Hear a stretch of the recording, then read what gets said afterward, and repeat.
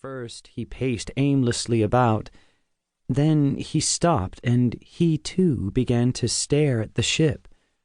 Another stranded refugee, I thought, and took no further notice of him until I felt that he was watching me.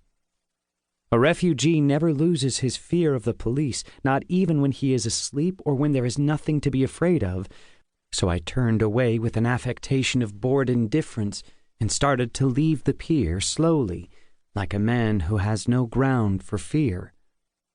A moment later, I heard steps behind me. I kept on walking, but without hastening my step, wondering how I could let Ruth know if I were arrested. The pastel-tinted houses at the end of the pier, asleep like butterflies in the night, were still too far away to make a run for it and disappear in the tangle of narrow streets.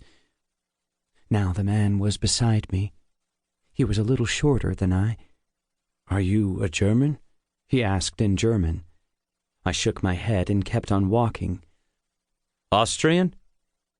I did not answer. I looked at the pastel-tinted houses, which were approaching much too slowly.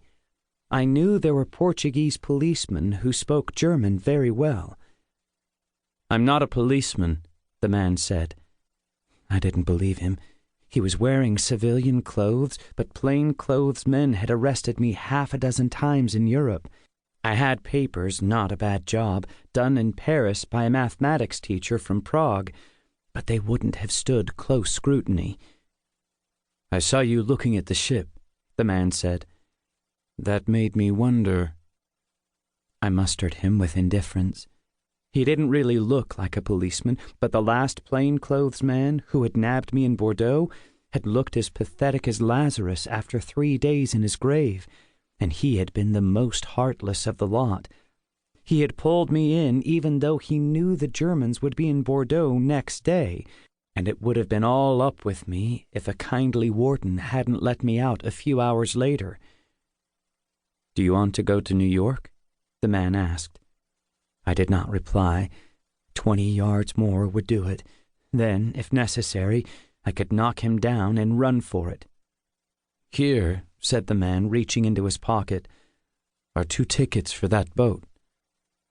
I saw the tickets. I couldn't read the writing in the feeble light, but we had covered enough ground. It was safe to stop now. "What is all this?" I asked him in Portuguese. I had learned a few words of the language. "You can have them," said the man. "I don't need them." "You don't need them? What do you mean?" "I don't need them any more." I stared at the man. I couldn't understand. He really didn't seem to be a policeman. If he had wanted to arrest me, he could have done so without these fancy tricks. But if the tickets were good, why couldn't he use them? And why did he offer them to me? Something began to tremble inside me. "I can't buy them," I said finally in German. "They're worth a fortune. There are wealthy refugees in Lisbon. They'll pay anything you ask. You've come to the wrong man. I haven't any money." "I don't want to sell them," said the man. I looked back at the tickets. "Are they real?" He handed them to me without a word. They crackled between my fingers. They were genuine. Possession of them was the difference between ruin and salvation. Even if I couldn't use them without American visas, I could still try next morning to get visas on the strength of them, or at least I could sell them.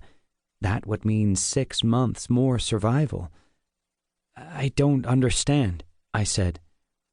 "You can have them," he replied. "For nothing. I'm leaving Lisbon tomorrow morning. There's only one condition." My arms sagged. I knew it was too good to be true. "What is it?" I asked. "I don't want to be alone tonight." "You want me to stay with you?" "Yes. Until morning."